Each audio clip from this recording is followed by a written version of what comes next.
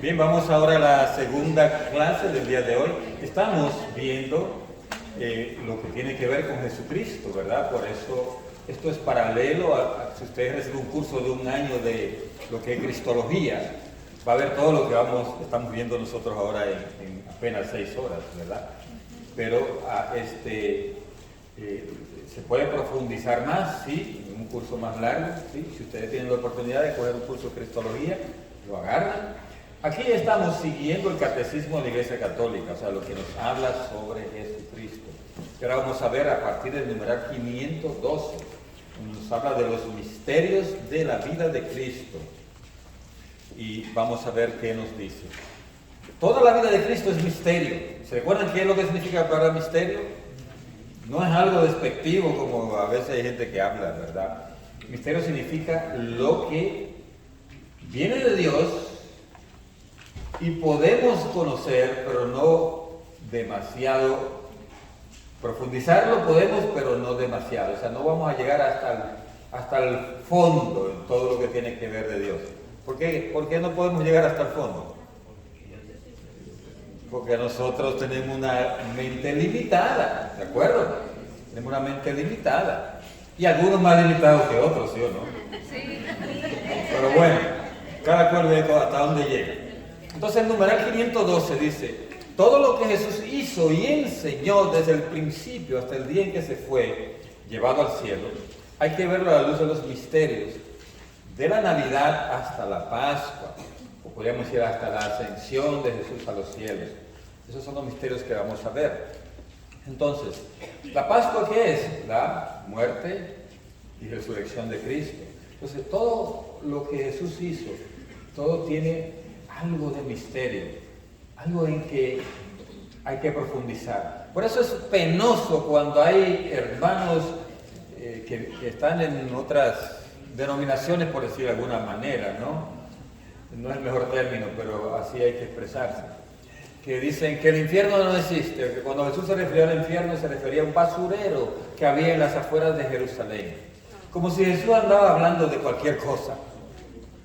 Todo lo que Jesús decía o hacía tenía una profundidad espiritual inmensa.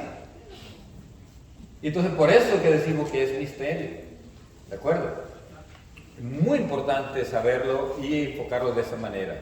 En el numeral 514 dice: lo que se ha escrito en los evangelios se hizo para que crean que Jesús es el Cristo, Hijo de Dios, y para que creyendo tengan vida en su nombre.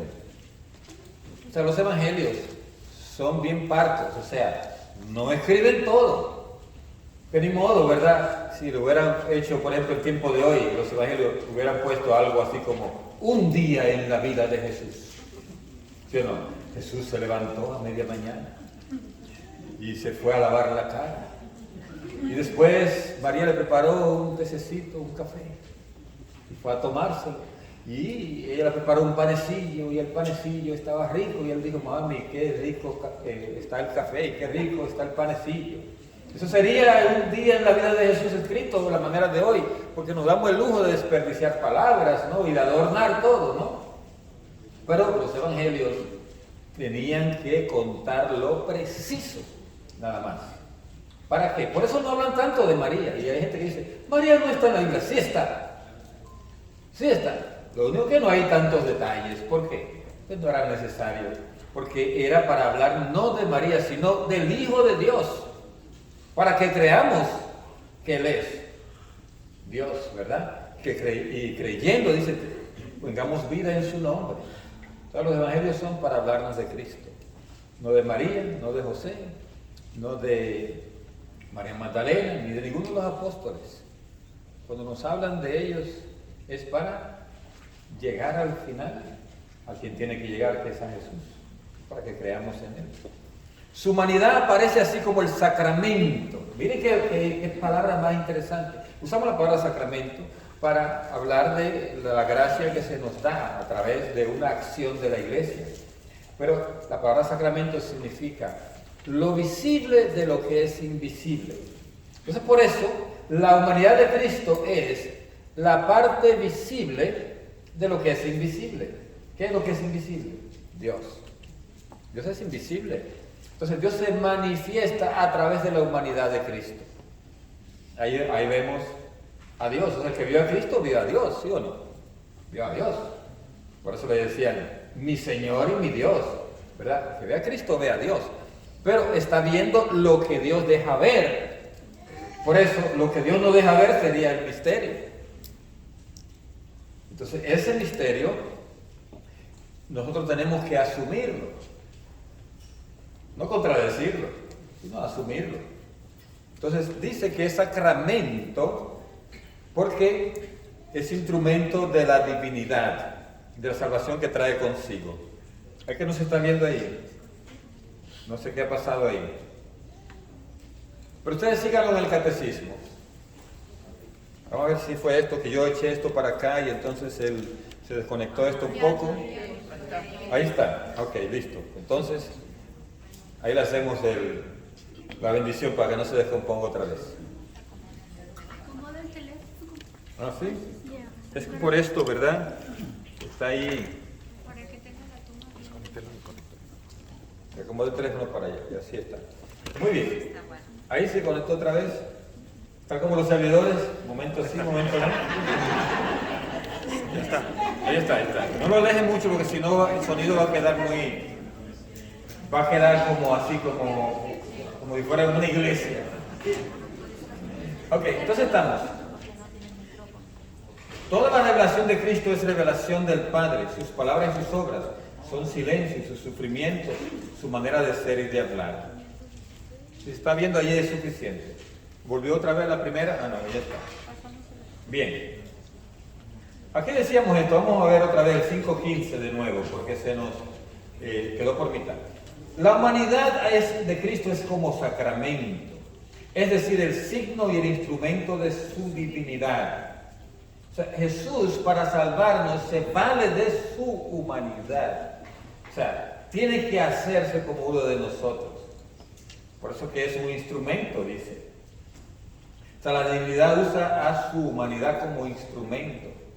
Y dice, con ello trae consigo lo que había de visible en su vida terrena, conduce al misterio invisible de su filiación divina y de su misión redentora. O sea, la filiación divina es invisible. Y su misión redentora no la vamos a ver sino a través de su humanidad. Por eso que se dice que es un sacramento. Vamos a ver los rasgos comunes de los misterios de Jesús. Toda la vida de Cristo es revelación del Padre. Sus palabras, sus obras, sus silencios, sus sufrimientos, su manera de ser y de hablar. Oiga bien, todo lo de Jesús es revelación. Todo. No se queda nada. Van a verlo ahora, qué hermoso, ¿verdad? Todo lo que Jesús hizo y cómo todo eso es parte de la obra redentora. Nuestro Señor, al haberse hecho hombre para cumplir la voluntad del Padre, nos manifestó el amor que nos tiene, incluso con los rasgos más sencillos de sus misterios. Miren, el Padre nos ama inmensamente, dice Juan 3:16, que envió a su Hijo. Y uno diría, ¿y si lo envió? Lo envió a morir, porque era lo que iba en definitiva a pasar. Su Hijo iba a morir, iba a ser hombre, pero iba a morir. Entonces el Padre no quería al Hijo, porque nos quería más a nosotros, que nos envió a su Hijo a morir por nosotros. No. Nos amó hasta el extremo de enviar a su Hijo, pero amaba a su Hijo hasta el extremo también. Y entonces el Hijo quiso también hacer la obra, o sea, Él se ofreció para hacer la obra de venirse a encarnar. Por tanto, el Hijo nos amó hasta el extremo también, al extremo de morir por nosotros. Y entonces dice que hasta en las cosas más sencillas estaba ese amor manifestado. Por ejemplo, ¿qué es tan sencillo en Cristo? El decir, deja que los niños vengan a mí y abrazar a esos niños y bendecirlos. Ahí está el amor de Jesús.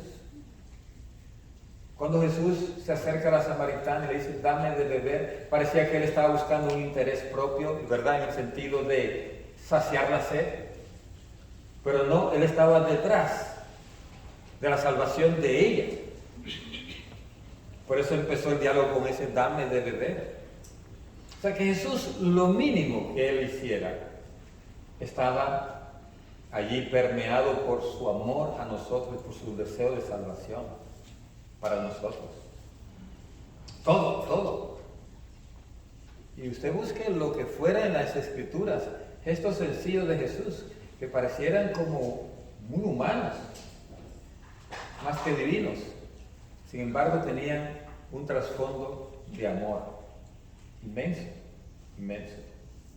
Y ustedes ven, por ejemplo, Jesús caminando y ve a aquella viuda que trae a su hijo único muerto y la ve llorando. Y Jesús le dice: mujer, no llore.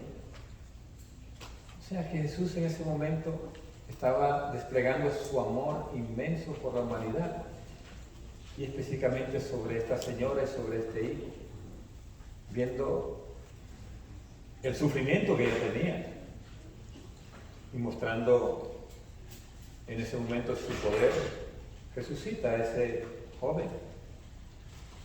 Toda la vida de Cristo es misterio de redención. O sea, todo lo que Jesús hace va en el camino de la redención, y lo vamos a ver. En su encarnación, al hacerse pobre, nos enriquece con su pobreza. En su vida oculta repara nuestra insumisión mediante su sometimiento. Nuestra rebeldía la repara Él con su sometimiento. ¿Y a quién se somete Jesús? Se somete primero al Padre, al traer salvación para nosotros. Y segundo, se somete a dos seres humanos, a María y a José. Le dice, se pasó obedeciéndole. Miren qué hermoso, ¿verdad? Uno a veces no se quiere someter ni a supervisor. Y aunque le paguen, ¿verdad? Y a los papás ni siquiera. Por no someterse a los padres a veces cometimos muchos errores, ¿sí o no? No se quiere someter al pastor en la parroquia. No, que este pastor vino ahora con esto. Con el otro padre sí, íbamos bien. Y seguro que no, tampoco.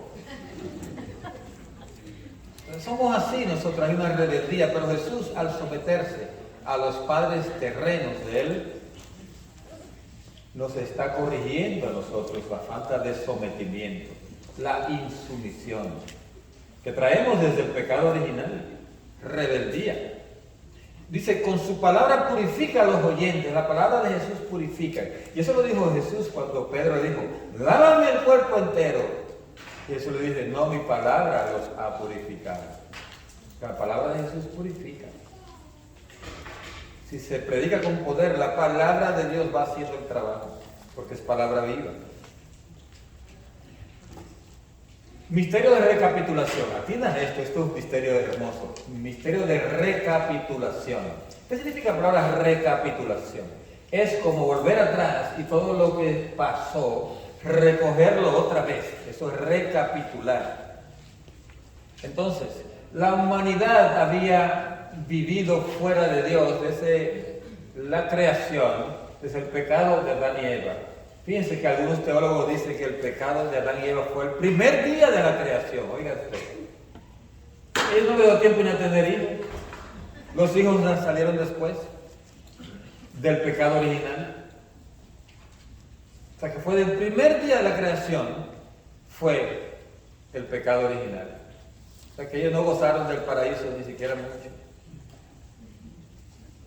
El enemigo vino de una vez de frente a quitarle, a arrebatarle lo que Dios le acababa de dar.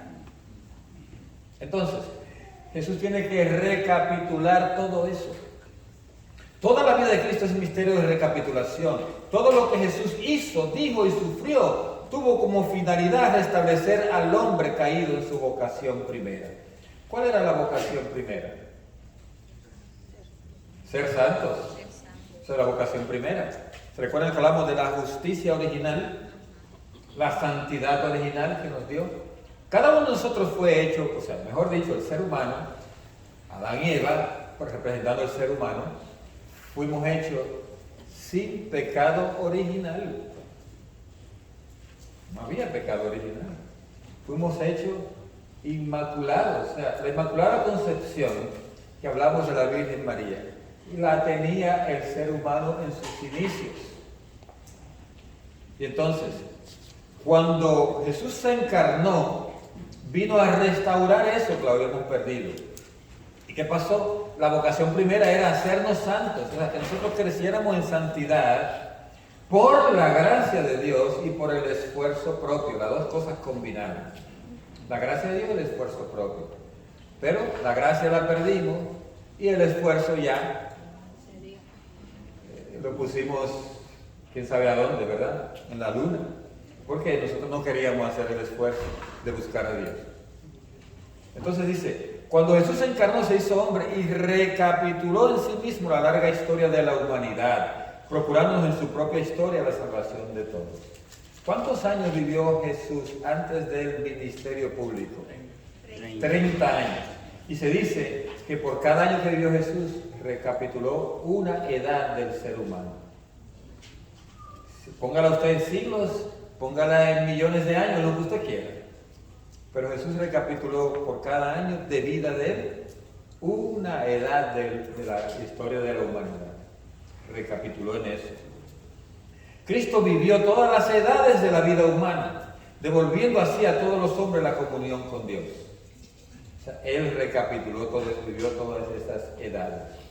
Por eso la famosa vida oculta de Jesús tenía que ser así, porque no era como un desperdicio, como usted diría, oiga, Jesús estaba aquí en la tierra, Dios hecho hombre. Y se pasó 30 años allí de carpintero, conversando con la gente, haciendo mandados, ayudando a la mamá a hacer la compra, o ayudándola allí a limpiar la casa. Y entonces usted podía considerar eso como un desperdicio, habiendo tanto que predicar. Y después todo concentrado en 3 años nada más. No. Esos 30 años Jesús estaba redimiendo la historia de la humanidad. Por cada año, una época.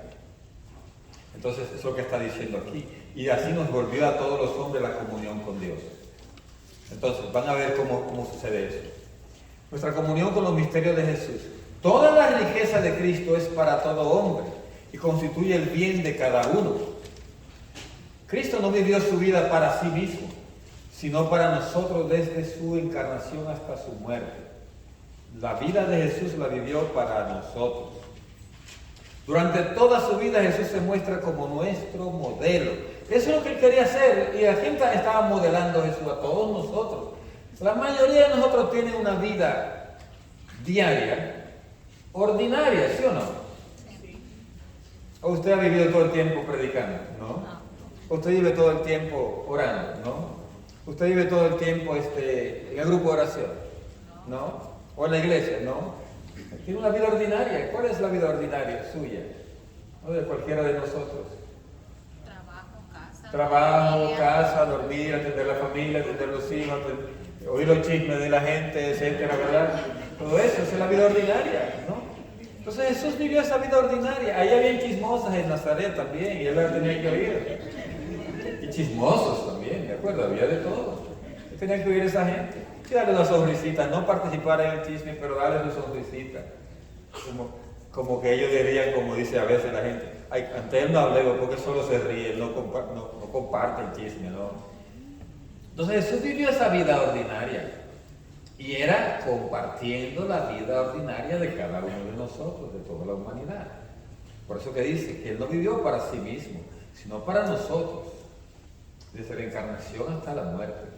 Durante toda su vida Jesús se muestra como nuestro modelo. O sea, vida ordinaria usted vivió, Jesús vivió vida ordinaria. ¿Qué modelo tuvo? Un modelo de que no hizo nada que fuera ni pecado, ni extraordinario en ese momento, en los 30 años, no hizo nada extraordinario. Lo único extraordinario que cuenta de la vida de Jesús, ¿qué es? Antes de la vida pública. ¿Qué fue? Que se perdió y que fue al templo a hablarle allí a los maestros, a los sabios. Eso fue lo único que se cuenta de la vida ordinaria de Jesús de los 30 años. ¿Por qué se cuenta solo eso? Porque fue lo único extraordinario que hizo. Lo único como fuera de sitio para los papás, para María y José. Entonces lo otro fue ordinario, no que él andaba por ahí haciendo que el agua se convirtiera en leche para que ellos tuvieran lechita en la casa, ¿no? O reviviendo el gato cuando se murió, o agarrando un pajarito que agarró allí y lo revivió también, o lo que fuera, o lo reparó. Eso contaban ciertas historias por ahí, que se llaman apócrifas, porque no se consideraban como parte de la Biblia, no se consideran tampoco. Y entonces, porque eran historias que no concuerdan con esto que nos está diciendo aquí, que la vida de Jesús, desde su nacimiento, que fue extraordinario el nacimiento, con los magos, con los pastores que llegaron, todo eso fue lo extraordinario. Pero después de ahí, después vino lo de Simeón y Ana, ¿verdad? Cuando Jesús fue presentado al templo, después la huida a Egipto, el asunto de los magos, todo eso. Eso fue lo extraordinario. Y después de ahí, no más hasta los 12 años. Entonces, eso fue redentor también, ¿sabía usted? Él no estaba perdiendo el tiempo. Eso sirvió de redención. Entonces, porque nos estaba Jesús modelando cómo debíamos vivir la vida ordinaria. En obediencia y en crecimiento de santidad, en silencio y en santidad. Eso es. Entonces dice que es el hombre perfecto que nos invita a ser discípulos y a seguirlo. Todo lo que Cristo vivió hace que podamos vivirlo en Él y que Él lo vive en nosotros. Oiga qué belleza. Cuando todo lo que Jesús hizo hace que podamos vivirlo nosotros en Él, siguiéndole a Él, y que Él lo viva en nosotros. Porque Él se encarnó para poder vivir en cada uno de nosotros. Oye, qué belleza. Por eso Jesús se encarnó. ¿Y cómo Jesús vive en cada uno de nosotros? Para nosotros los católicos, ¿cómo creemos que Jesús vive en nosotros? ¿A través de qué? De la Eucaristía. Entonces, Él llegó a encarnarse para poder hacer esto y darnos ese regalo a nosotros. Por eso se encarnó. Entonces, dice que su encarnación se ha unido en cierto modo con todo hombre. O sea, cuando usted es bautizado, hay una encarnación de Jesús en usted. Usted es encarnado. O sea, Jesús se encarna en usted cuando usted se bautiza. Cuando usted va y recibe en gracia de Dios la Eucaristía, hay encarnación allí también. Jesús hace carne en usted. Y en mí, en cualquiera de nosotros.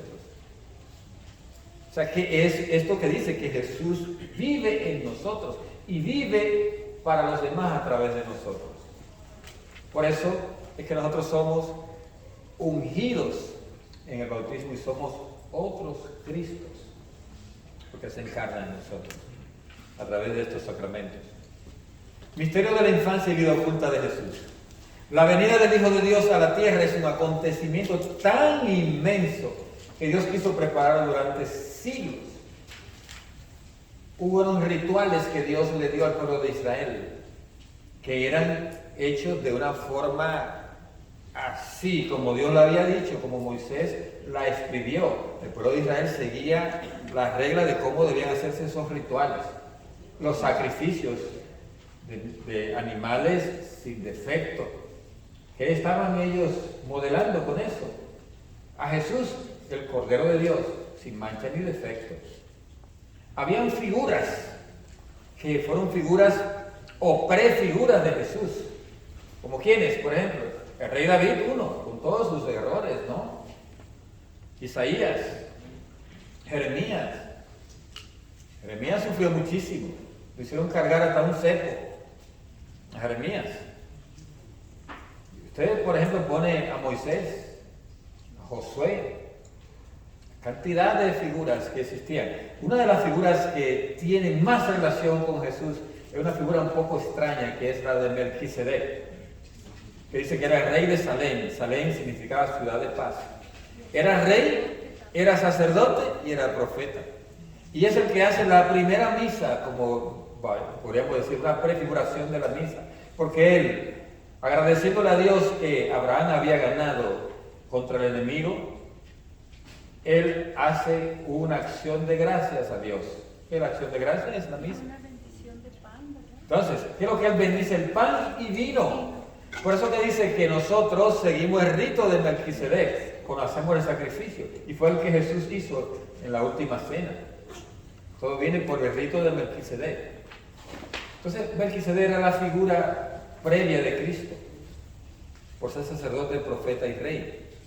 Entonces, todo eso es figuras y símbolos de la primera alianza que vienen a converger hacia Cristo.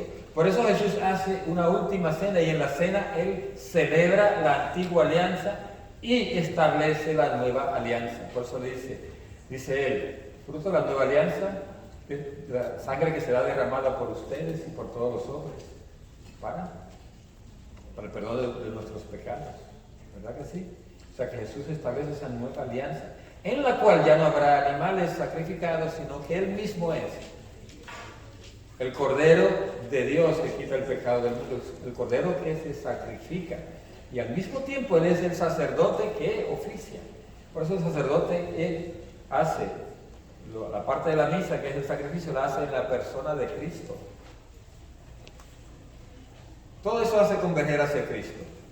San Juan Bautista es el precursor inmediato del Señor, enviado para prepararle el camino. Inaugura el Evangelio. ¿Por qué? Porque inaugurar el Evangelio significa inaugura el anuncio de que vamos a ser salvados. Y desde el seno de su madre, San Juan Bautista saluda la venida de Cristo. ¿Cómo lo hizo? Saltando en el vientre de la mamá de Isabel. Él está saludando a Cristo y encuentra su alegría en ser amigo del esposo. Y precede a Jesús con el espíritu y el poder de Elías. Por eso creían que él era una reencarnación de Elías, que Elías volvió, decía Herodes. O decían algunos, ¿no? Y sin embargo, él no era la vuelta de Elías. ¿Por qué? Fíjense una cosa, hay una profecía, y la vamos a hablar cuando vemos el tema de escatología. Hay una profecía de que Elías, que fue asunto al cielo en cuerpo y alma, iba a volver otra vez como ser humano. Y entonces ellos creían primero que Juan Bautista era Elías que había vuelto, porque no sabía de dónde había venido. Y después algunos decían que Jesús era Elías. ¿Se acuerdan cuando Jesús pregunta: ¿quién dice la gente que es el Hijo del Hombre? Algunos dicen que eres Elías, otros que eres Moisés, que volvió otra vez, porque Moisés fue asunto al cielo también. Y entonces Jesús no era ni uno ni el otro, era mucho más que ellos.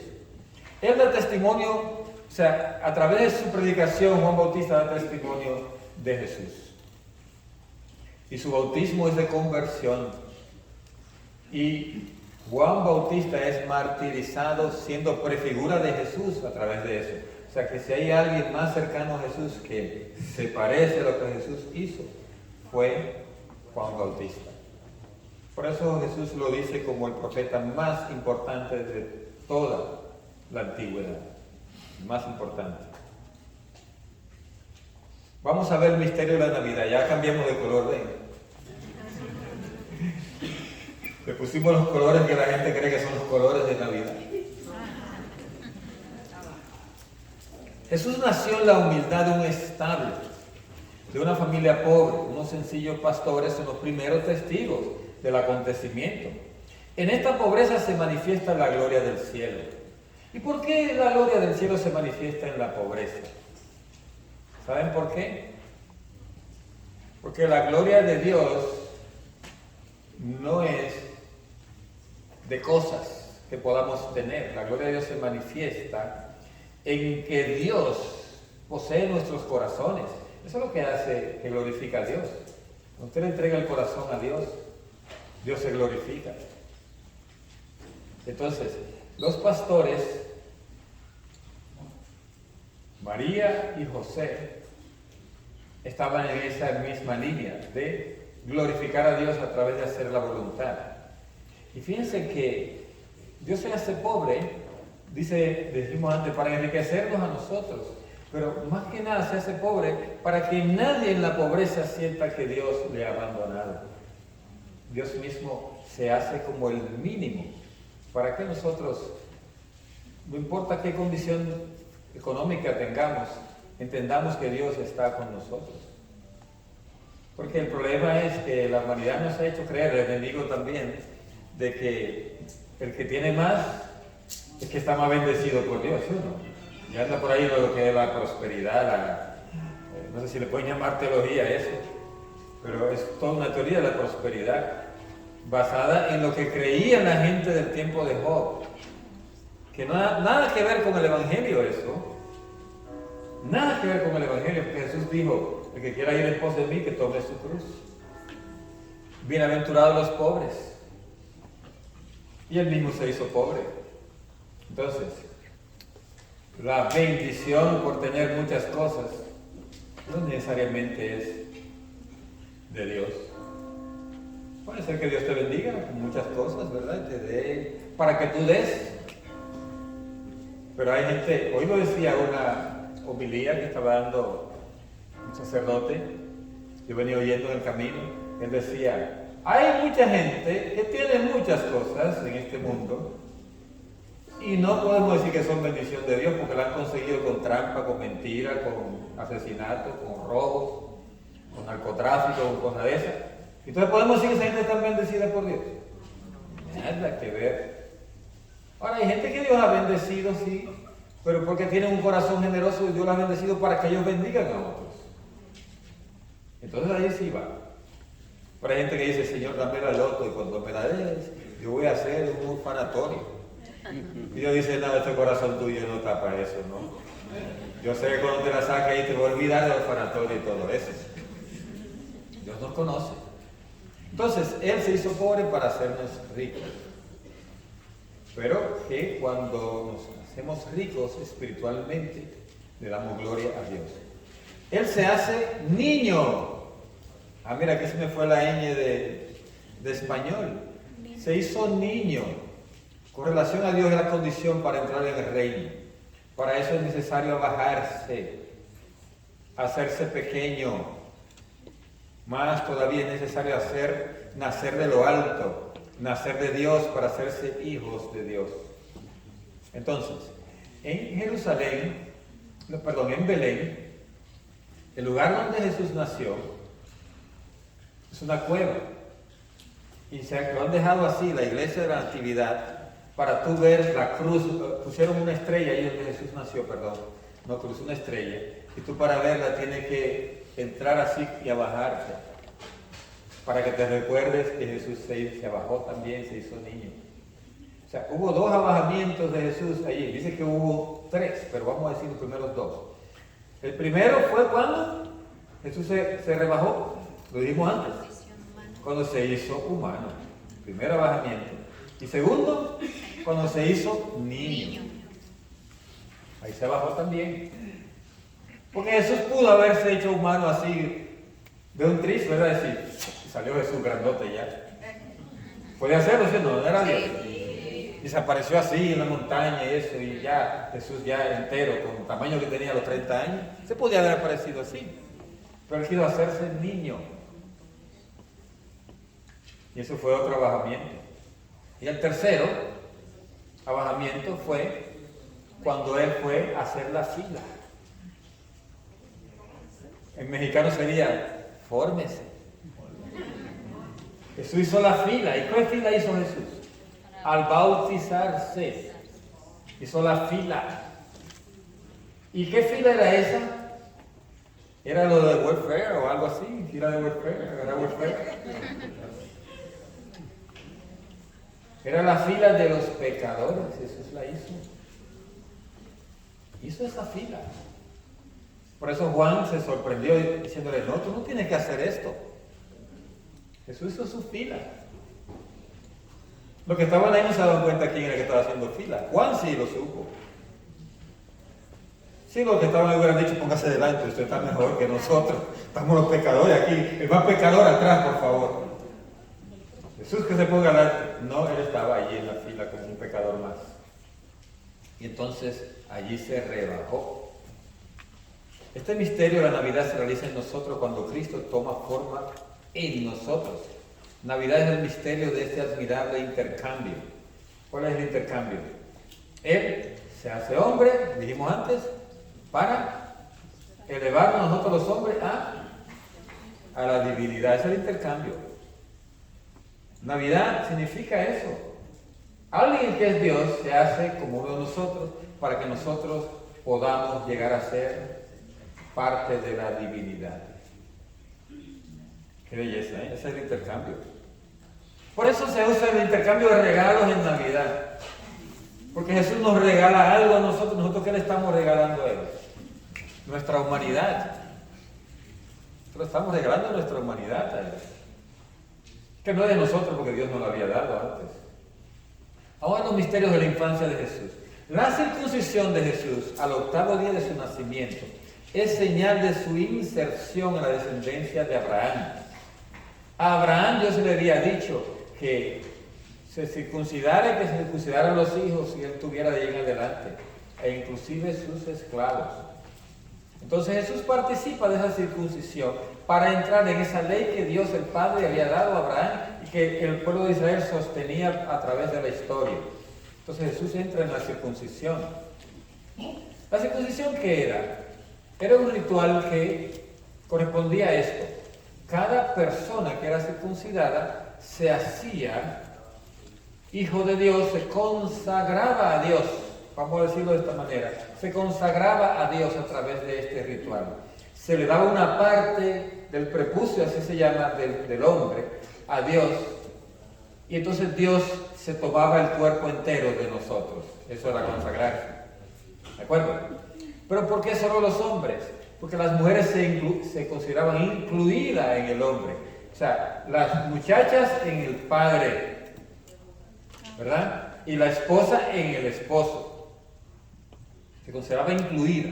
Entonces, el hombre cuando se circuncidaba estaba haciendo que se consagrara toda la familia con él. Esa era la manera. Por eso dice, entraban en alianza y se sometían a la ley y se consagraban al culto de Israel en que participaron de toda su vida. O sea, toda la vida de esa consagración tú la tienes que mantener. Igual el bautismo, hay gente que viene a traer los hijos a bautizar y ya como que no, eso fue, está consagrado y se acabó. No, la consagración se inicia con el bautismo, pero debe ser continuada. Porque consagrarse significa yo le doy todo lo que soy a Dios. Este signo dice prefigura la circuncisión en Cristo, que es el bautismo.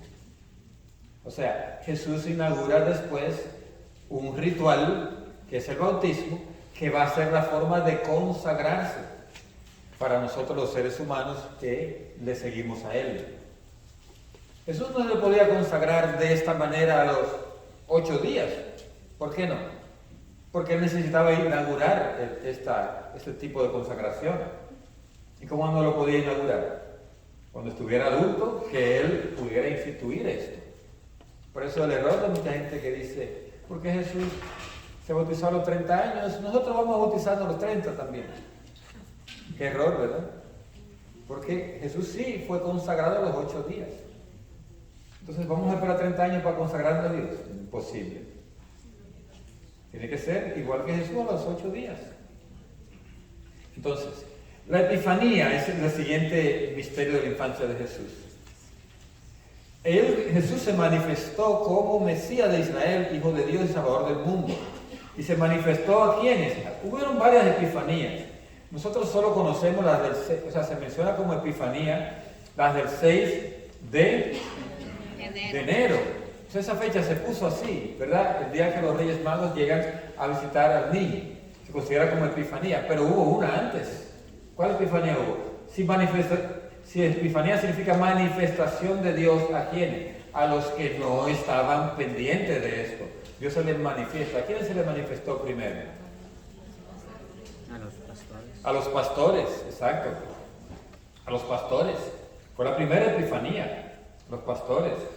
Después fue la de los Reyes Magos, ¿verdad? Y esto es interesante porque hay gente que cree, porque nos enseñaron, visualmente nosotros estamos enseñados a ver los Reyes Magos, los pastores, al niño Jesús en la cuna y a María ahí y los animalitos alrededor. Eso es lo que vemos siempre juntos. Pero la gente no se da cuenta que fueron 3 momentos diferentes. Cuando Jesús nació, estaba solo allí José y María. ¿De acuerdo? Y después, cuando los pastores vinieron, pudieron llegar los animalitos, etcétera, ¿no? Entonces, ¿y los Reyes Magos cuándo desaparecieron? El 6 de enero. Mucho después. No, ni siquiera el 6 de enero, eso es una fecha puesta, ¿no? ¿Entiendes? Esa fecha la puso la iglesia. Inclusive los ortodoxos la celebran otro día. Los ortodoxos celebran el nacimiento de Jesús el 6 de enero. Y nosotros celebramos la Epifanía. Supuestamente se cree que los magos llegaron cuando Jesús tenía alrededor de 2 años. ¿Así? Y que llegaron a la casa, dice la palabra de Dios, nosotros los metemos todavía en la cueva. Metemos a los Reyes Magos en la cueva. Ellos no llegaron a la cueva, ya Jesús y María y José vivían en una casa. Y ustedes buscan en la palabra de Dios, búsquenlo. Búsquenlo en el Evangelio de San Mateo que dice, llegaron a la casa. Y todavía lo metemos en la cueva en la Navidad. ¿Y por qué se dice que 2 años? Porque Herodes mandó a matar a los niños. Porque él dijo, ¿y cuándo se le apareció la estrella? Dijeron, ellos más o menos precisaron la fecha. Y Herodes mandó a matar niños de 2 años para abajo. Por eso que se cree que Jesús se le aparecieron más o menos entre 1 y 2 años. Y vivían en la casa en Belén. Claro, podían vivir en una casa porque ¿por qué nació en una cueva? Porque no había sitio para ellos en la posada. Entonces, ¿por qué no había sitio? Porque había un censo. Todo el mundo estaba visitando Belén. Pero ese censo, ¿cuánto iba a durar? Una semana quizás, ¿verdad? Ese flujo de gente. Y después de la semana, ellos podían, con lo que tenían, con lo que les regalaron los pastores o lo que fuera, irse a buscar una casa. ¿Verdad? Que era más cómodo, no iban a seguir allí. Nació en una cueva, pero no vivió allí, sino que se fue a la casa. Y allí se aparecieron los reyes. Entonces la gente a veces se confunde con eso y mete todo junto porque nos acostumbramos a ver visualmente todas esas cosas, ¿no? Entonces, la Epifanía es la manifestación primero a los pastores, después a los Reyes Magos. Después hubo otra Epifanía que fue en el bautismo de Jesús. Porque ahí el Padre dice, este es mi Hijo amado, a Él, en quien tengo mi complacencia.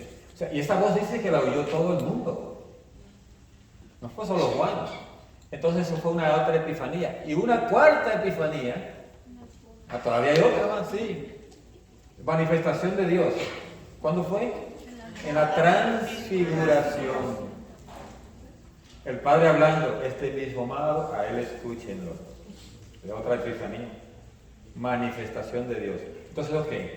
Con los magos venidos de Oriente, la multitud de los gentiles entra en la familia de los patriarcas y adquiere la dignidad del pueblo elegido de Israel.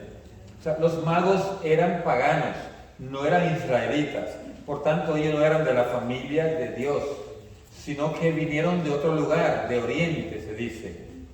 Y Oriente incluye hacia allí lo que es hoy todo Asia, ¿no? Oriente incluye hacia allí lo que es hoy el Medio Oriente, ¿verdad? Donde están los árabes y demás. Y Oriente podría ser para Israel lo que es hoy África. Por eso se representan los magos allí como con 3 colores, ¿no? Y un negrito incluido. Un negrito incluido. Pero eso es solo representación para poder que eran venidos de diferentes regiones de las que existían en esa época. Y se le llaman magos no porque ellos hacían magia, ni negra ni blanca, ninguna magia. Era porque ellos eran astrólogos.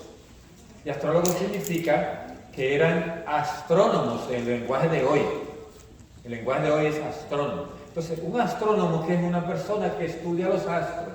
Y entonces al estudiar los astros, ellos pueden, inclusive cuando una persona viene a pedirle cualquier consejo, eran gente que tenía una sabiduría mayor que el común, la gente común. Y por eso la gente lo consideraba como magos, ¿verdad?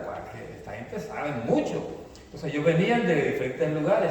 ¿Y por qué se dieron cuenta de que había pasado algo diferente? Porque ellos vieron la estrella. La estrella que se ha demostrado inclusive científicamente que sí existió una especie de como alineación de planetas que dio una luz mayor que la que había en ese tiempo. Y eso se puede demostrar porque hay un trazo, Oye bien, hay trazos históricos de todas las constelaciones de cómo se han movido. Y se dice que en esa época sí hubo movimientos diferentes de una estrella. Y ellos la vieron y entonces dijeron, aquí está pasando algo. Y ellos eran conocedores del que el pueblo de Israel esperaba un Mesías.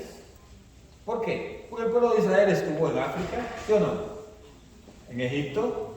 Y el pueblo de Israel se había dispersado a Babilonia, que era el Medio Oriente. El pueblo de Israel también tenía su gente por otro lado, y esa gente transmitió la idea de que iba a venir un Mesías. Y de alguna manera esta gente conocía estos escritos. Por eso ellos, cuando vieron la estrella, la siguieron y fueron partícipes de esa maravilla de ver al Hijo de Dios nacido. Para ellos fue una maravilla. Fíjense qué interesante, porque los magos cuando llegan, aunque ellos iban siguiendo una estrella y esperaban un Mesías, ellos ante el Mesías, diferente a los judíos, a los fariseos y demás, que querían un Mesías libertador político, esta gente entendieron que a quien estaba viendo era más que un ser humano, porque ellos, los regalos que dieron correspondían a un rey, a un humano, al mismo tiempo a un Dios, o sea, a Dios. Por eso dieron oro, incienso y mirra. Al rey oro, incienso a un humano, perdón, incienso a Dios y mirra a un humano que va a morir. Eso es bello, es uno ver todos estos detalles, ¿no? Que una vez se lo pasa por alto. Una más se fija en el negrito, dice, ese negrito se ve raro, ¿no? El negrito que pusieron ahí. Lo ponen de último a veces en la fila, ¿no? Pobrecito el negro, ¿no? Y le dan esos tres nombres, Melchor, Gaspar y Baltasar. Son nombres que vienen de una tradición, ¿de acuerdo? La Biblia no lo pone. Ni siquiera pone que eran tres. Se cree que eran tres por los tres regalos. Cada uno dio un regalo diferente. ¿Verdad? La presentación de Jesús en el templo lo muestra como el primogénito que pertenece al Señor. Primogénito que pertenece al Señor. Todo varón primogénito será consagrado al Señor, decía la palabra, o sea, la ley, mejor dicho, decía eso, que todo varón primogénito. ¿Qué significa la palabra primogénito? El primero. Pero la palabra primogénito no quiere decir que después del primero vendrán otros. Como nuestro hermano separado, cuando quiere decir que María tuvo más hijos, dice Jesús el primogénito, quiere decir que si fue el primero, después hubieron otros. Pero oye bien, si tú tienes un solo hijo, ese hijo es el primero, ¿sí o no? Y sigue siendo el primero, el primogénito todo el tiempo, aunque no haya más. El primogénito no quiere decir que hubo un segundénito o un tercergénito, o lo que usted quiera llamar. No, primogénito es el primero, punto. Entonces Jesús era el primogénito de esta pareja, pero era el primogénito de Dios el Padre también, el Hijo único de Dios. Porque hay dos palabras que se ponen juntas cuando se habla de Jesús. Jesús no solo es primogénito del Padre, sino que unigénito. ¿Qué quiere decir? El único. Entonces Jesús era primogénito de María y unigénito de María también. Entonces, y pertenece al Señor, o sea, a Dios Padre. Simeón y Ana, toda la expectación de Israel es la que viene al encuentro de su Salvador. Miren, qué belleza. Simeón y Ana representan al pueblo de Dios que recibe a su Salvador. Todos los demás estaban con los ojos tapados, ni idea de lo que estaba pasando. Cuando llevan a Jesús al templo para ser presentado, primero Jesús había ido a los 8 días a ser circuncidado, ¿sí o no? Sí. Y así está en ese orden en la palabra de Dios. Fue circuncidado a los 8 días y a los 40 es presentado en el templo. ¿Por qué a los 40 fue que se hizo la presentación? Y no antes, como la gente intenta hacer ahora con los niños recién nacidos, llevan a presentarlo. Por la purificación de María, que ya tenía que estar allí.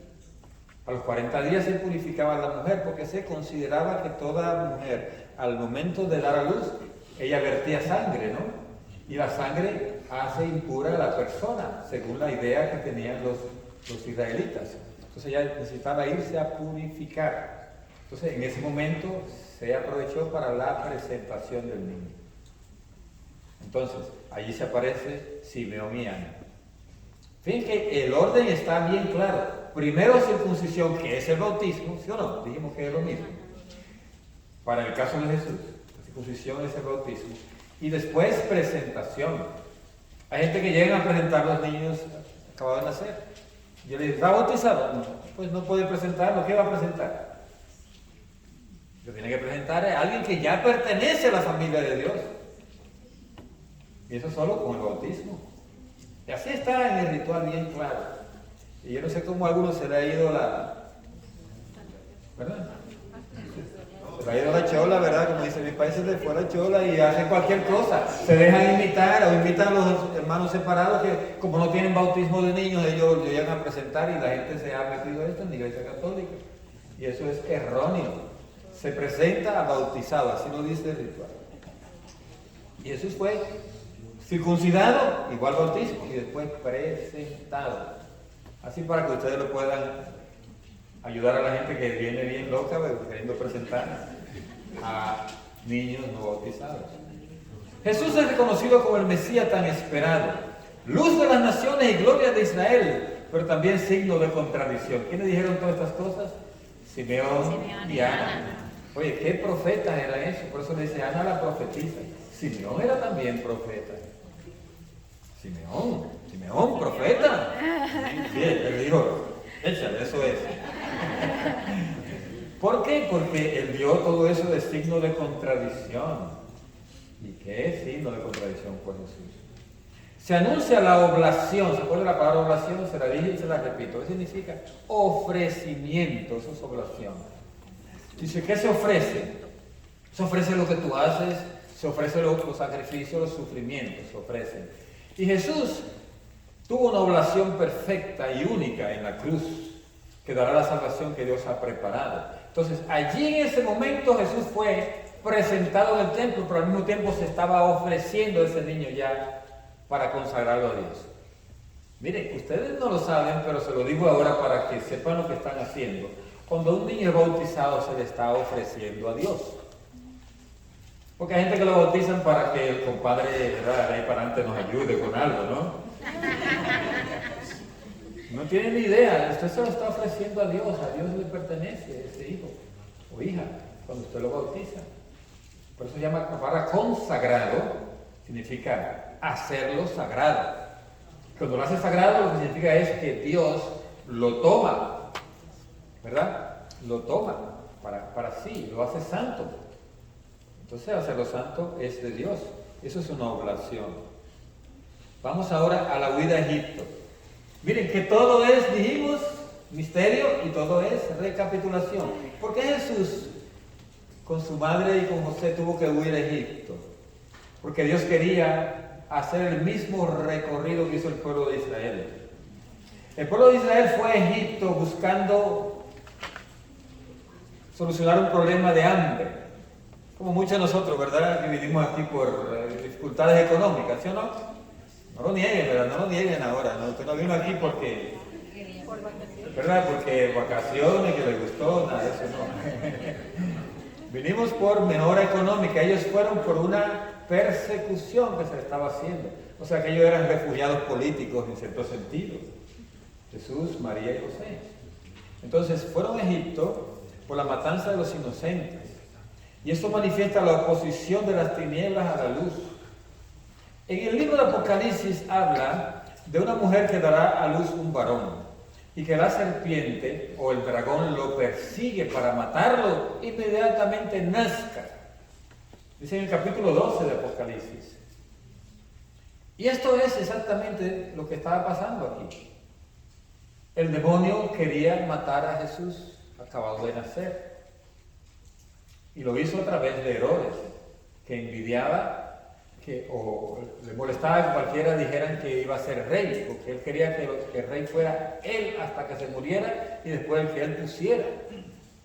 Y entonces cuando dijeron los magos, es que venimos buscando al Hijo de Dios, al Rey de Israel que ha nacido. ¿Rey? ¿Quién? ¿Cómo? El hombre se puso todo nervioso. ¿Rey quién? Averígame eso que están diciendo ellos, ¿dónde tenía que nacer? Y dice que él los mandó a ellos y le dijo, díganme dónde está. O sea, él los mandó de espías a los magos, una vez los encargó de espías. Agentes del FBI o de la CIA, ¿no? Una vez, ¿ves? Vayan a ver dónde está y cuando vengan, díganme dónde es para yo ir a adorarlo. ¿Qué quería él? Iba a matar. Y los magos no lo hicieron. Entonces, ¿qué hace él? Manda a matar a todos los niños menores de 2 años. Y es oposición de las tinieblas a la luz, porque la luz es Cristo. Y Herodes quería acabar con esa luz. O el demonio a través de Herodes. Entonces, ahí está. Toda la vida de Cristo estará bajo el signo de persecución. Y se debieron después, van a ver después cómo los fariseos le persiguen a Jesús. Y entonces, la persecución empezó aquí, en esa huida a Egipto. Entonces después viene a los años, el ángel se le manifiesta otra vez a José y entonces vuelven a Nazaret, porque ya José tenía miedo de ir a Belén, porque había algún sucesor de Herodes por allí.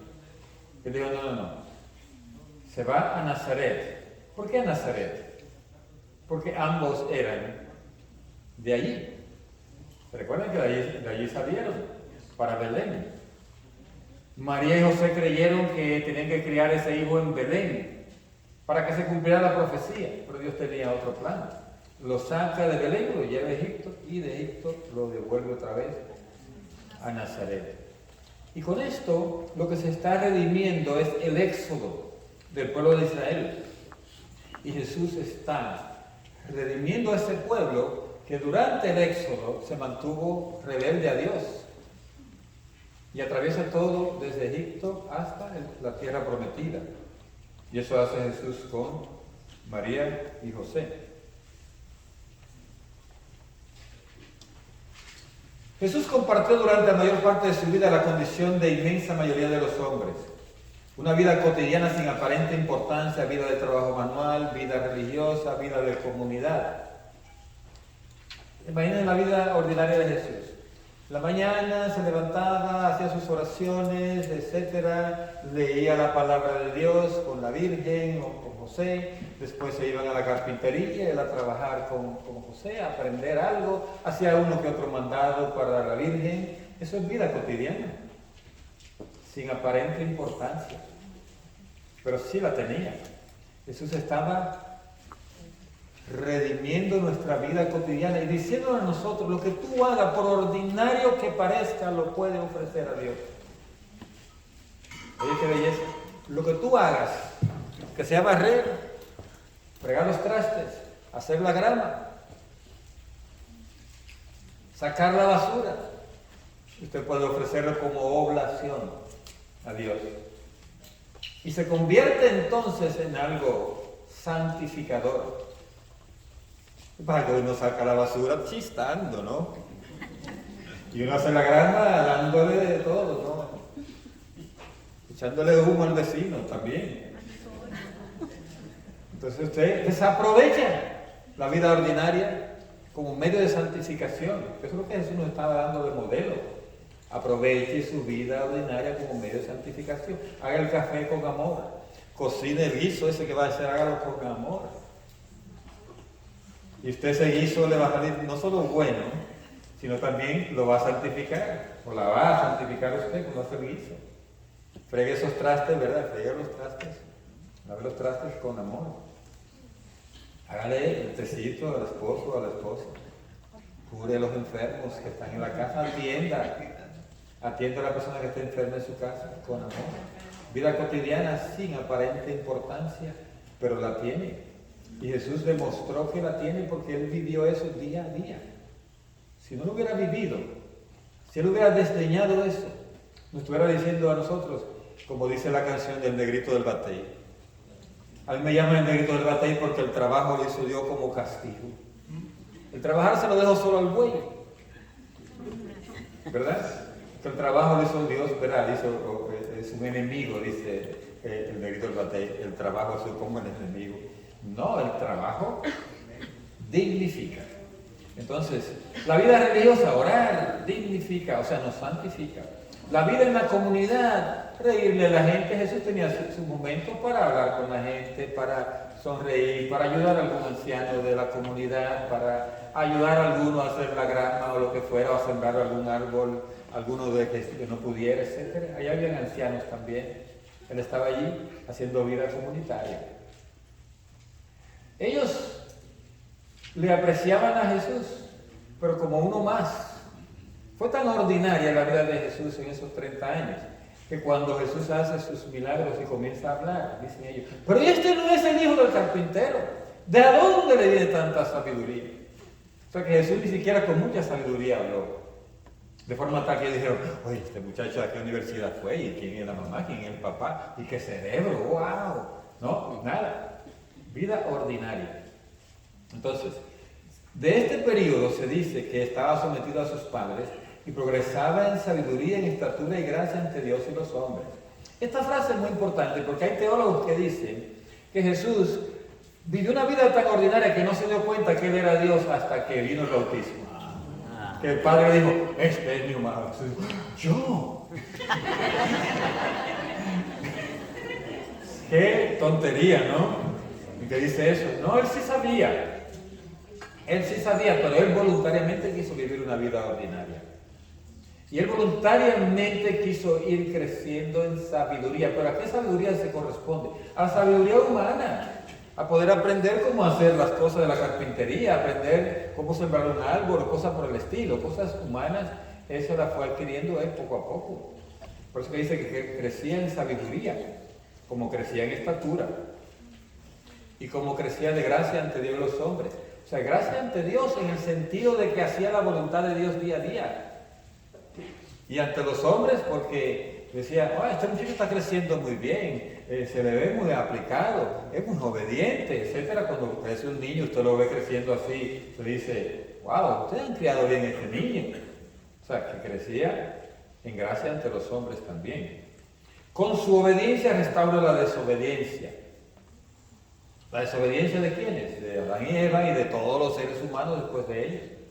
Vivimos desobedeciendo. Nos dio lección de silencio. Es tan importante el silencio. Jesús hacía los silencios que correspondían.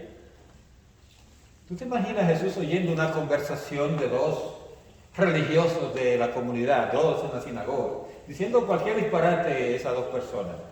Y Jesús sabía que no era así. Él podía callar, o sea, él podía hablar, ¿no? Pero no hacía silencio. ¿Cuándo fue que Jesús demostró que tenía una sabiduría por encima de los demás? En el templo, que por eso dice que estaban admirados, pero allí estaba lejos de su comunidad. Y ya cuando se fue, eso quedó allí, parte de la historia nada más. Entonces hizo vida familiar, de trabajo, también hizo consagración total a la misión derivada de su filiación divina. Cuando Jesús se consagró a través de una ceremonia que hoy hacen todavía los judíos, que se llama el Bar Mitzvah, algo así, no sé si lo pronuncio bien, y entonces Jesús hizo esa ceremonia. ¿Cuándo la hizo? Precisamente a los 12 años, cuando Él se perdió en el templo. Ellos fueron con Él para hacer esa ceremonia. ¿Y qué hace un joven? Hoy la hacen también las jóvenes, hoy las jóvenes judías, pero en ese tiempo solo eran los masculinos. Es decir, ¿qué hacían? Ellos tenían que recitar parte de las escrituras en el idioma hebreo. Recitarlas nada más. Y después dejar que le hicieran preguntas sobre lo que recitó. Y tenía que saberlo, no era solo memorizarlo. ¿Sabes quiénes hacen eso todavía? Los judíos y también los musulmanes hacen eso con los jóvenes. Lo hacen recitar las escrituras de memoria. ¿Verdad? En hebreo y en árabe, ¿verdad? Para los musulmanes. Se equivocan ahí mismo lo ponchan, ¿verdad? Todavía, vuelvo el otro año. Nosotros seguimos una ceremonia parecida, pero nosotros es todo lujo, ¿no? Los 16, el Sweet 16, ¿no? Por los 15 años. Lo hacemos recitar algo, mire, ahí llegan las muchachas, cuando yo voy a la ceremonia de los 15 años, me llevan a algún salón, y entonces la pongo a ella a recitar una oración a la Virgen y yo le digo, están todas nerviosas porque están, yo no sé dónde, la mente. Algunas hasta ni querían salir de los nervios. Y entonces le digo yo, no te preocupes, yo voy a repetir en voz baja y tú lo dices en el micrófono. La consagración que hacen. Ellas están todas nerviosas. Así tengo que hacérsela en inglés, yo con mi mal inglés y ella con el de ella, ¿no? Entonces, di tal cosa, di tal otra, ahí vamos. Pero lo dicen tan a la carrera, sin preparación, no de corazón muchas veces, que da pena, ¿no? Da pena. Y por eso muchas veces después del Sweet 16 tenemos la huida a Egipto. Tenemos la huida a Egipto. Se van con cualquiera que se le presente. Porque no hay preparación religiosa. No hay nada. Entonces, los misterios de la vida pública de Jesús, el bautismo de Jesús. Ya hablé algo de esto, por eso podemos ir más rápido. Hay una manifestación, una epifanía en el bautismo de Jesús, ¿verdad? El Padre se manifiesta diciendo, este es mi Hijo amado. Entonces, Jesús todavía no se conocía como el Mesías, aunque Juan Bautista lo presenta como el Cordero de Dios que quita el pecado del mundo. Para los que estaban oyendo ahí no entendían que ese era el plan del Mesías. Por eso en ese momento no lo identificaron. ¿Por qué? Porque ellos esperaban un Mesías libertador, como dije antes. El bautismo de Jesús es la aceptación y la inauguración de su misión de siervo doliente. Y siervo en el bautismo se manifiesta porque él se metió en la fila de los pecadores. Eso es lo que es un siervo, uno que se abaja. ¿Entiendes? Y Juan le dice, no soy ni siquiera digno de desamarrarle o amarrarle la sandalia. Y Jesús le dice, haz lo que se necesita hacer. Jesús se abaja. Y Juan queda como el bautizador. Y Jesús como el bautizado. Lo que es abajarse. Y se deja contar entre los pecadores. Tremendo. Ahí Jesús asumió todo el pecado del mundo. Porque él estaba en su bautismo como adquiriendo el perdón de los pecados, pero no eran de él, sino de lo que él estaba asumiendo en su humanidad. Pónganlo ustedes de esta manera, como si Jesús existiera en el día de hoy y acaba de nacer y estamos los 8 días, lo llevamos a bautizar y decimos, ¿el bautismo es para qué? Para quitar el pecado original. Y Jesús no tenía pecado original. ¿Qué estaba haciendo él entonces en ese momento? Asumiendo nuestro pecado original, haciéndose pecado original por nosotros para redimirnos a través del bautismo. Eso estaba haciendo Jesús en su bautismo, asumiendo el pecado de todos. Por eso en el bautismo se abren los cielos, que estaban cerrados. El pecado de Adán había cerrado los cielos, y el de Eva también, ¿verdad? Y las aguas fueron santificadas por el descenso de Jesús. Cuando Jesús entra al agua, Él estaba santificando todas las aguas del mundo. Es decir, aunque se bendice el agua durante el bautismo, el agua es bendecida. Una vez un niño de 5 años en una clase de bautismo lo llevaron y él se iba a bautizar. Y él levanta la mano en la clase y dice, una pregunta. Y dice, a ver, ¿cuál es tu pregunta? ¿Y a qué horas es que el agua que ustedes le echan en el bautismo a los niños se convierte en agua bendita? Oye, qué niño, 5 años. Y yo me dio risa con ellos. Wow, este muchacho preguntó mejor que los papás. Está más la cosa, ¿no? Que ellos. Y yo le dije, mira, se hace en un momento en que se invoca al Espíritu Santo para que venga y descienda sobre esas aguas. En ese momento el sacerdote o el diácono le mete las manos en el agua y la hace rodar así. Y entonces, símbolo de que el Espíritu Santo está llegando a esa agua. Se convierte en agua bendita para el bautizo. Entonces, esa es la santificación de las aguas, que ya estuvieron santificadas por Jesús, todas las aguas del mundo. Porque el río Jordán corre al mar y del mar se esfuma, se hace, ¿verdad? Se hace mist, que como dicen aquí, ¿verdad? Se evapora y de ahí se hacen las nubes y de esas nubes se van para otro sitio y ahí cae la otra agua. Entonces esa agua toda está circulando desde ese tiempo y todas las aguas están santificadas. Pero se necesita bendecirla para que el Espíritu Santo en ese momento llegue allí y y se convierte en agua purificadora. Y dice que el Espíritu Santo se recuerda en el preludio de la creación, que dice Génesis 1:1, que el Espíritu Santo estaba aleteando sobre las aguas. Entonces, en el bautismo llega el Espíritu Santo y aletea como una paloma sobre Jesús, y Jesús entra al agua. Entonces, Él está ahí aleteando sobre las aguas y llega al agua que se va a utilizar en el bautismo como preludio de nueva creación. Cuando un niño o adulto es bautizado, nueva criatura es. Ahí es que se hace nueva criatura. Tentaciones de Jesús. Jesús es el nuevo Adán que permaneció fiel allí donde el primero sucumbió a la tentación. Jesús cumplió perfectamente la vocación de Israel, al contrario de los que anteriormente provocaron a Dios durante 40 años en el desierto. Ya ven, Jesús se va al desierto, ayuna durante 40 días, cada día de eso significó un año del tiempo que duró el pueblo de Israel en el desierto, renegando de Dios, rebelándose contra Dios. Pues Jesús con eso estaba recapitulando ese tiempo, esos 40 años, y estaba al mismo tiempo redimiendo al pueblo de Israel de ese pecado. Entonces Él se revela allí como el siervo de Dios totalmente obediente a la voluntad divina. Satanás viene y le dice, si eres el Hijo de Dios, si eres tal cosa, etcétera, tentaciones, ¿verdad? Y Jesús cada una de ellas la rebate con la palabra de Dios. Y entonces, ¿qué hace Jesús? Se somete totalmente a la voluntad divina. Hay una frase que Jesús dice, que cuando viene un espíritu malo, o hay que echar un espíritu malo, hay que atar al hombre fuerte, dice Jesús, para poder hacer la obra de sacar el demonio a una persona, hay que atar al hombre fuerte. Entonces hay gente que usa eso como fórmula, te ato, Satanás, a ti, en el nombre de Jesús te ato, y te envío al pie de la cruz. Es una frase basada en esto. Jesús ató al hombre fuerte. ¿Quién es el hombre fuerte? Satanás. Y entonces, ¿cuándo lo ató? En el desierto. Lo ató. Lo neutralizó.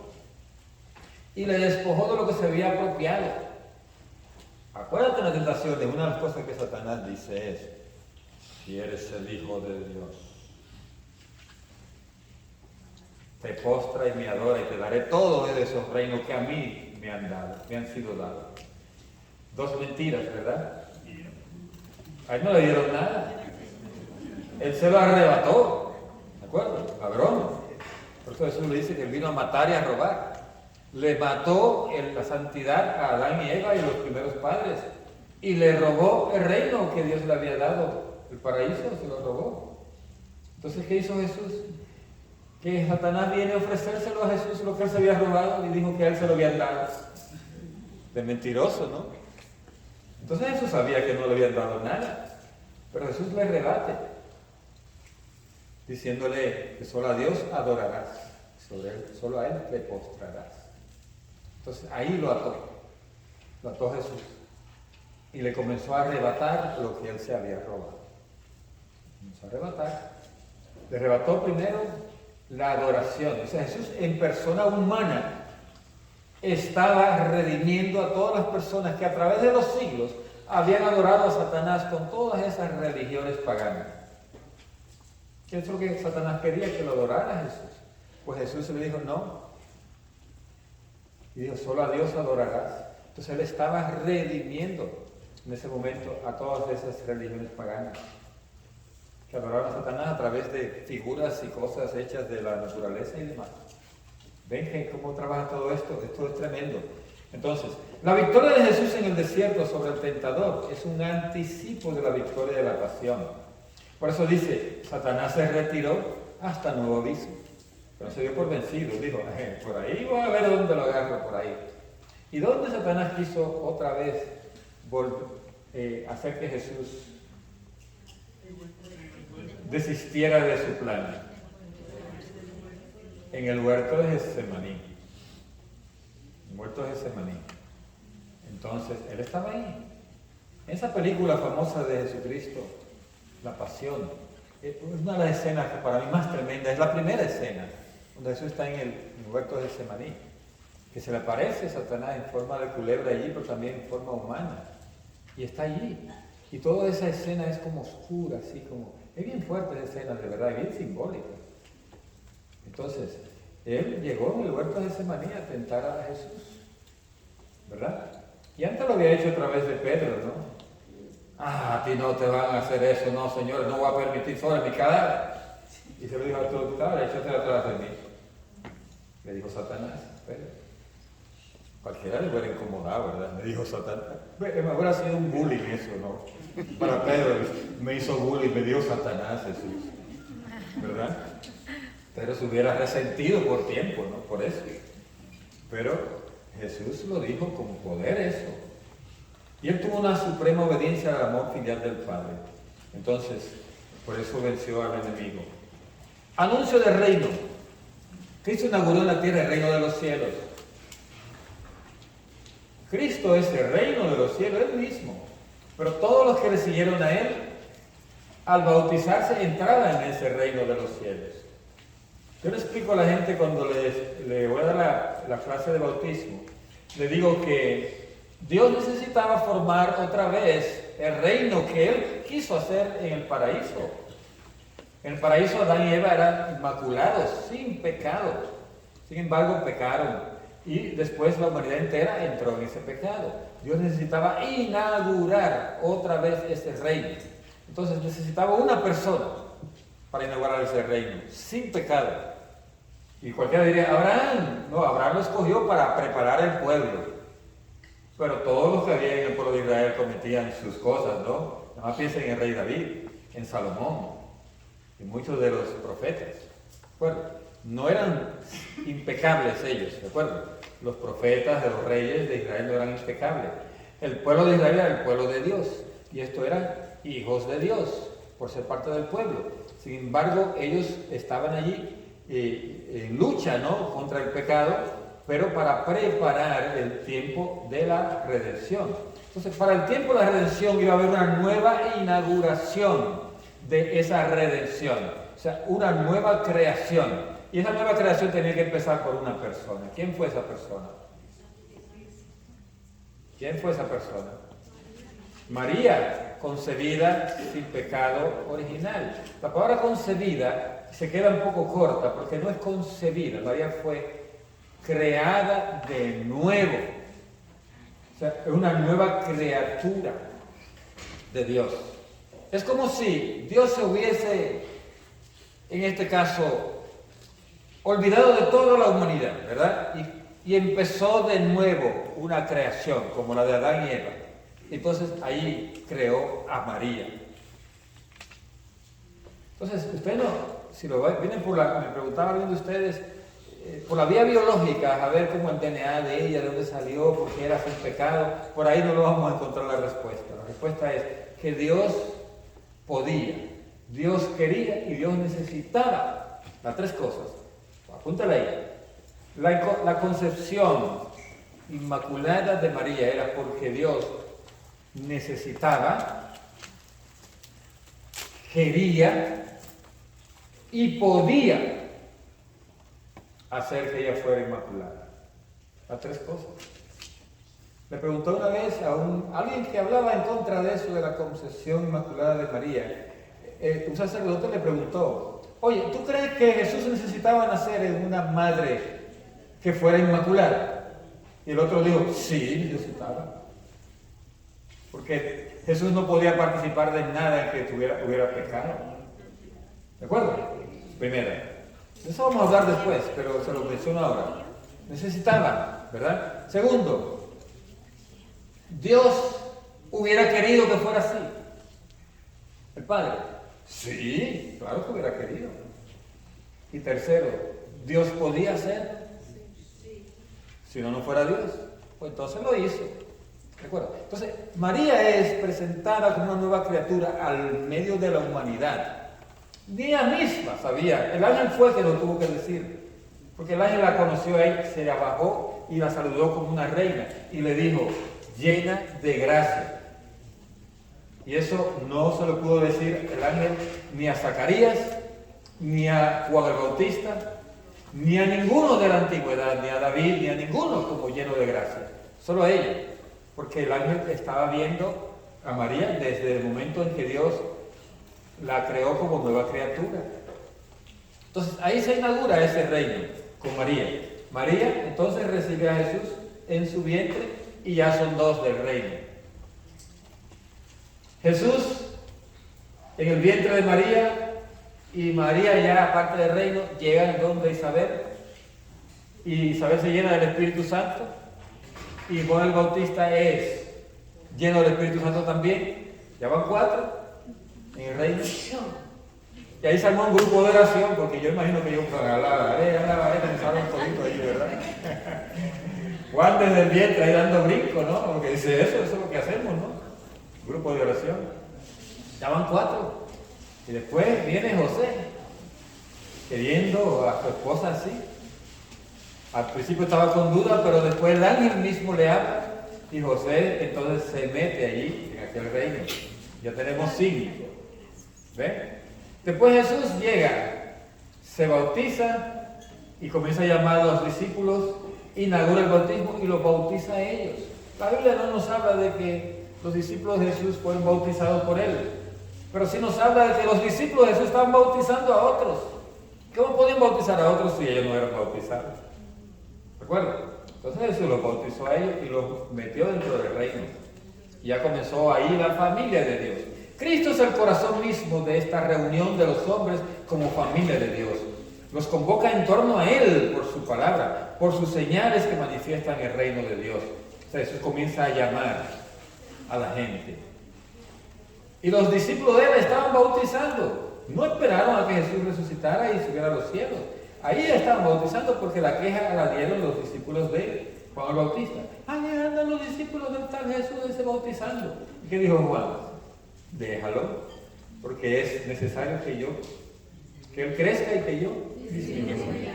Ahora todos dijéramos así cuando eligen un nuevo coordinador o algo, ¿verdad? Ahí anda el nuevo coordinador diciendo que tú no hiciste nada. Déjalo, porque es necesario que Él crezca y yo disminuya. Qué bueno decir así, ¿verdad? Pero no, nosotros a veces la soberbia nos ataca. Todos estamos llamados a entrar en el reino, todos. Y el llamado es a través del bautismo. Para entrar en él es necesario acoger la palabra de Jesús, a creerle a Jesús primero, ¿verdad? Acoger la palabra. Un niño acoge la palabra de Jesús, no la acogen sus padres, la acoge el padrino. Y el niño entra dentro del reino a través del bautismo. El reino pertenece a los pobres y a los pequeños. Jesús dijo, deja que los niños vengan a mí, porque de los tales es el reino de los cielos. Lo dijo él. Si de los tales es el reino, para entrar al reino necesitan bautismo. Eso está más claro que el agua, no sé cómo hay gente que no lo entiende. Es decir, a los que acogen con un corazón humilde también. A los pequeños que acogen con un corazón humilde. Jesús invita a los pecadores a la conversión, sin la cual no se puede entrar en el reino. Debe haber conversión. Nosotros recibimos la conversión de adulto, pero el niño recibe la conversión por los padres. Y después acoge esa conversión a través de su confirmación y a través de su seguimiento de las promesas del bautismo. Los signos del reino de Dios. Jesús acompaña sus palabras con numerosos milagros. La palabra signo significa milagro, significa prodigios, significa cosas que Jesús hizo que no eran ni milagros ni prodigios. Entonces, ¿cuál es la diferencia entre las tres? Un milagro es algo, si usted pone en la IA, lo puse yo para ver, ¿qué es la diferencia entre milagro, prodigio y signo? No me aclararon muy bien, pero sí, entre milagro y prodigio se aclaró. Lo de signos no se veía bien claro. Pero le digo a ustedes, ¿qué es? Un milagro es algo, una alteración de lo natural, por el poder de Dios. Por ejemplo, ¿qué es natural? Morirse. Y revivir a alguien de la muerte es un milagro, por eso se altera lo natural. ¿Qué es natural? Enfermarse. Entonces, cuando se sana una gente de cáncer que los médicos dicen que es incurable, entonces hay un milagro. Entonces, ¿qué sería un prodigio? Cuando Jesús multiplicó los panes, es un prodigio. Cuando caminó sobre el mar, es un prodigio. Es un prodigio.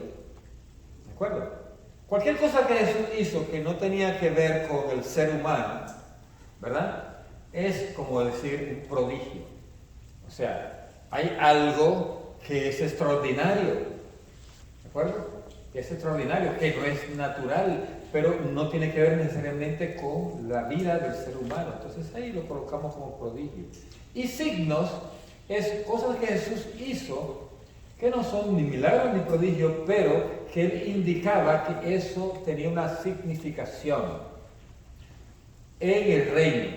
Por ejemplo, un signo es la conversión del agua en vino. Usted puede decir, pero es un milagro eso, ¿no? Se anuncia como el primer milagro que hizo Jesús. Pero Jesús no lo hizo tanto para hacer el milagro, sino para que sirviera de indicación de que el reino de los cielos ha llegado. Por eso cuando sanó a algunos, lo que era milagro, cuando sanó al ciego, dice, para que vean que soy la luz del mundo, sé sanos, recobra la vista. Ahí era un signo. ¿De acuerdo? Era un signo. Aunque en el fondo era un milagro, pero era un signo. Cuando Jesús hacía cosas de ese estilo, estaba haciendo ese signo. Y entonces, dice que manifiestan que el reino está presente en él. Ellos atestiguan que Jesús es el Mesías anunciado. O sea, cada cosa que Jesús hacía, sea un milagro, un prodigio o un signo, él está atestiguando que el Mesías es anunciado. Miren, por ejemplo, una manera más clara de ver un milagro y un signo, la diferencia. Cuando llegaron el paralítico que lo sacaron por el techo, lo llevaron por el techo, Jesús hizo las dos cosas. ¿Cuál fue el signo? Él le dijo, tus pecados te son perdonados. Eso no se veía, pero Jesús dijo, para que vean que el Hijo del Hombre tiene poder para perdonar los pecados. Tus pecados te son perdonados, eso fue un signo. Los demás no vieron nada, dice, ¿cuándo se lo perdonó? Yo no veo, dice, que está sin pecado ya. ¿No? Pero él sí sabía, el paralítico ya se sentía en la gracia de Dios, eso es un signo. Y después, para atestiguar que esos pecados habían sido perdonados y que el poder él lo tenía, dijo, levántate y camina. Ahí dijeron yo, entonces sí tiene poder. Dice que se maravillaron de que hombres tuvieran ese poder, que un ser humano tuviera ese poder. Entonces por eso es que a veces los milagros y los signos tienen que venir juntos, porque el milagro es que da constancia de que el signo se produjo. Entonces, ¿cómo hace usted con un milagro, por ejemplo, un signo de que usted fue perdonado en la confesión? Que usted llega a la casa y ya no insulta al esposo o la esposa, ya no está todo tranquilo, sencillo. Dice la esposa, ay, parece que te confesaste porque estás muy amable. La esposa agarró el signo, ¿no? Ok. Los signos que lleva a cabo Jesús testimonian que el Padre le ha enviado e invitan a creer en Jesús, aunque Jesús es rechazado por algunos. Jesús realizó unos signos mesiánicos, no obstante no vino para abolir todos los males aquí abajo, sino a liberar a los hombres de la esclavitud más grave, la del pecado. Oiga bien, la esclavitud más grande es la del pecado. Cuando usted encuentra a uno que ora por sanación, y que habla de que todos debemos ser sanos en el nombre de Jesús, el Señor no quiere enfermedad y cosas por el estilo. Eso suena como a fanatismo. ¿Saben por qué? Porque dice que Jesús no vino a abolir todos los males aquí abajo. Lo más importante es que todo el mundo viva sin la esclavitud del pecado. A eso sí tiene que todo el mundo estar ahí. Pero habrá gente que seguirán enfermos o seguirán con algún problema y que Dios lo deja así, porque a través de eso Dios está actuando de otra manera para liberarlos de la esclavitud más grave, que es la del pecado. Ha habido en la vida de la historia de la iglesia santos que enfermos en la cama han orado por otros y han sanado a la otra persona y ellos siguen enfermos. Santa Margarita María de Alarcón, 35 años enferma. Iba gente, se la arrodillaba ahí, al lado de la cama, y ella oraba y se sanaba. Ella podía haber dicho, en nombre de Jesús, quiero ser sano. Pero eso no existe. Usted nunca puede ponerse en mano usted mismo, ¿verdad? fuera ungido que usted esté, pero no se impone mano a usted mismo. Se impone mano para otra persona y para que se haga la voluntad de Dios. Los exorcismos de Jesús liberan a los hombres del dominio de los demonios y anticipan la gran victoria sobre el príncipe de este mundo. O sea, Jesús hacía los exorcismos para que el demonio viera, como decían ellos, ¿qué quiere de nosotros, hijo? ¿Verdad? Hijo de Dios. Porque ha venido a atormentarnos y todavía no es tiempo. O sea, yo le cogía miedo y lo vociferaba. Era el Hijo de Dios. Pero Jesús quería tener victoria sobre ellos. A ver cuántos minutos. Ay, que ya son. Eso tengo unos minutitos para terminar aquí creo que voy. Las llaves del reino. A ver cuántas falta. Nada más 2. Las llaves del reino. El colegio de los 12, Simón Pedro ocupa el primer lugar. Jesús le confía una misión única. Gracias a una revelación del Padre, Pedro había confesado, tú eres el Cristo, el Hijo del Dios vivo. O sea, cuando Jesús pregunta, ¿y quién dice ustedes que soy yo? Pedro es que toma la palabra y dice, tú eres el Hijo de Dios, tú eres el Cristo. Y Jesús sabía que Pedro era medio tapadito, ¿no? Que Pedro no podía salir eso. Jesús le dijo, yo creo que eso no te lo ha revelado ni la carne ni la sangre. O sea, usted no lo leyó en ningún lado porque usted ni leer sabe. Ni fue porque usted es brillante. Eso se tiene que haberte revelado mi Padre, que está en los cielos. Y fíjense que Jesús hizo esa pregunta para hacer lo que venía a continuación, que era darle la llave del reino a ese que contestara bien la pregunta. Que regalazo al que contestara bien. Y Jesús por eso le dice, tú eres Pedro. Sobre esta piedra edificaré mi iglesia, y las puertas del infierno prevalecerán sobre ella, y tendrás tú las llaves del reino. Entonces, ¿cuál es la misión de tener la llave del reino? Custodiar la fe ante todo desfallecimiento y de confirmar a sus hermanos. Por eso Jesús le dijo a Pedro antes de la crucifixión, Pedro, estoy orando por ti para que tú confirmes a tus hermanos en la fe. Y ese es el papel del Papa. Por eso, miren qué interesante, el Papa puede ser la persona más, por decirlo así, o sea, puede un Papa en la historia de la Iglesia, y lo ha habido, ser una persona incoherente en su forma de actuar políticamente hablando, o en su forma de actuar moralmente hablando. Sin embargo, en lo que tiene que ver con la fe, no falla. No falla. Y búsquense la historia de la Iglesia. Ha habido doctrinas que la Iglesia tiene, dogmas que han sido afirmados en momentos en que habían papas, que nada que ver en lo moral, un desorden, pero en la doctrina nada de equivocación, porque es una encomienda de Jesús, de confirmar a los hermanos en la fe, para que vean. Entonces, ha habido gente muy santa, obispos en la iglesia, que se han ido o han puesto doctrinas como la que ustedes vieron hace rato, que fueron herejías.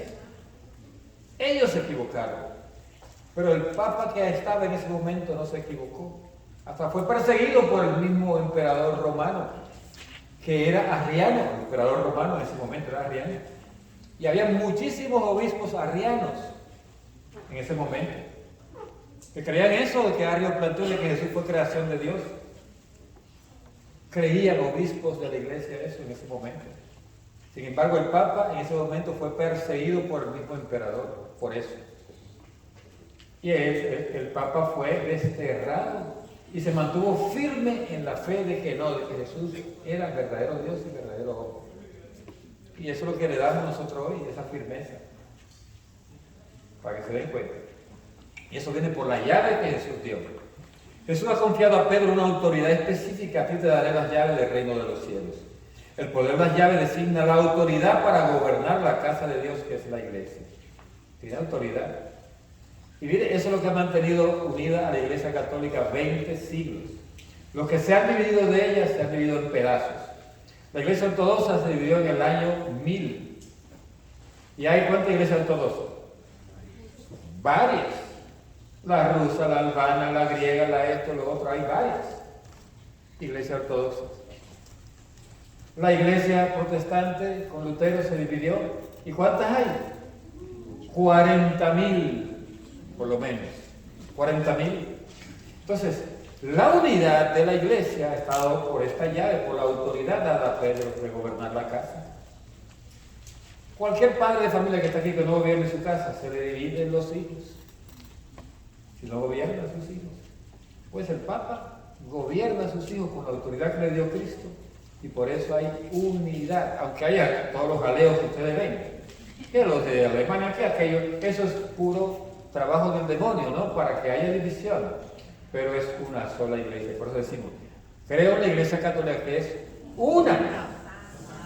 Santa, católica y apostólica. Pero aquí hablamos de una. Lo de católica, lo de apostólica y santa lo decimos después. La transfiguración.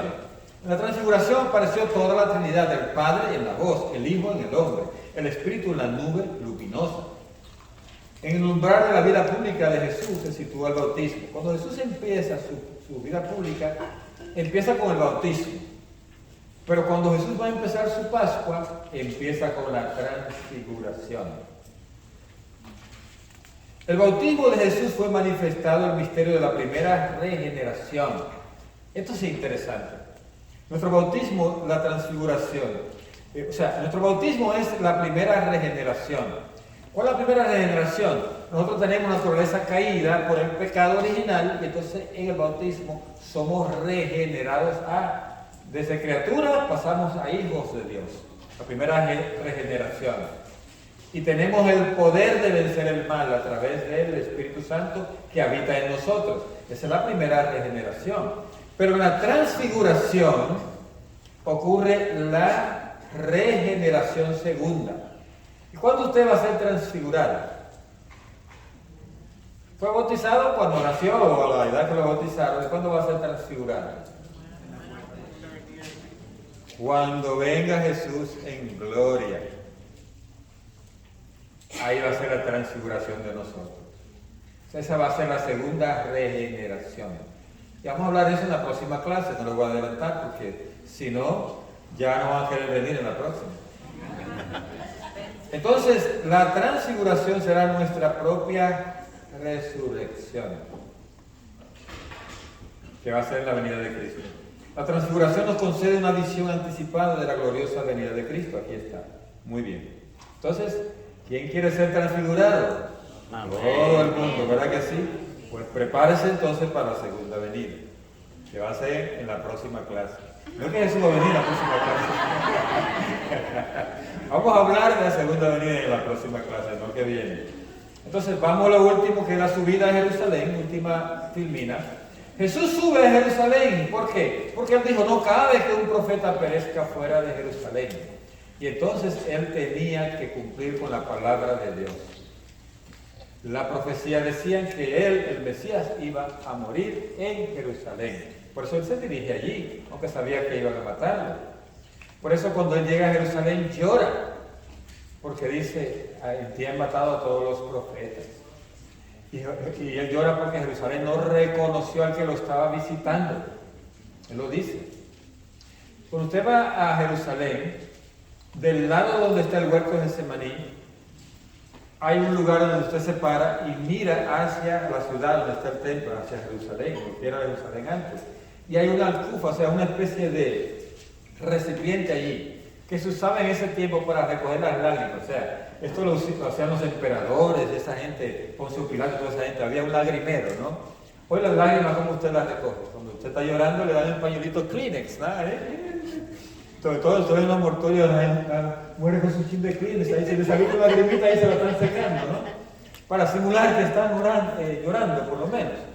Entonces, en ese tiempo se usaba para simular que estoy llorando, se ponían un recipiente aquí que recogía las lágrimas.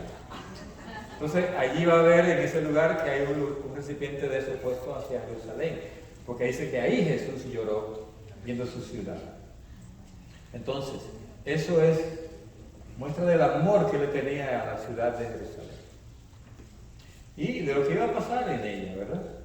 Él elige el momento y prepara los detalles de su entrada mesiánica en la ciudad de David, su padre. ¿Cuál es el momento que él elige? Lo que nosotros llamamos el Domingo de Ramos. Allí entra a Jerusalén. ¿Y de qué manera entró? En un borriquito. ¿Por qué? Un borriquito que nadie había montado. Porque así lo decía uno de los profetas. Que él iba a entrar así. Aquí que viene montado en un pollino, dice, un borrito que nadie había montado. Entonces, ¿qué hizo el pueblo de David? La gente que estaba allí lo aclamó y dijeron, Hosana al hijo de David. Hosana significa sálvanos. Como ustedes dicen el Hosana en la misa, piensen en esa palabra, es una palabra hebrea. Ustedes saben mucho hebreo, ustedes parece que no se lo creen. Ustedes dicen amén, dicen Hosana, dicen aleluya, todo eso es hebreo. Todo eso es hebreo. Hay algunos que dicen Talita Kum también, ¿verdad? Es hebreo también. Él conquista la ciudad por la humildad que da testimonio de la verdad. ¿Y cuál fue la humildad de Jesús? Entrar en un pollino. Ahí está la humildad. Cuando Él venga en gloria no va a venir en un pollino. ¿Cómo va a venir? Montado de un jinete blanco. Dice el Apocalipsis. Y dice que venía a vencer a todos, inclusive la muerte. Entonces, cuando Él venga en gloria, viene con todo el esplendor que los judíos esperaban que viniera la primera vez. Por eso no le creyeron. Y va a venir Él en esa gloria cuando venga. Que dice que todo ojo le verá. Y ahí se va a dar golpe de pecho todo el mundo, incluidos los cristianos, y mucho más todavía los musulmanes, y mucho más los judíos que no le creyeron. Se van a dar golpe de pecho más grandes. Y mucho más la suegra, que le van a dar golpe de pecho el que está ahí y el otro también. La entrada de Jesús en Jerusalén manifiesta la venida del reino, que es Rey y Mesías, llevado a cabo mediante la Pascua de su muerte y su resurrección. Pues allí iba a pasar lo que vamos a contar después del almuerzo, que es la muerte y resurrección de Cristo. Que Dios le bendiga. Amén. Vamos ahora a bendecir los alimentos. No va a haber preguntas porque si no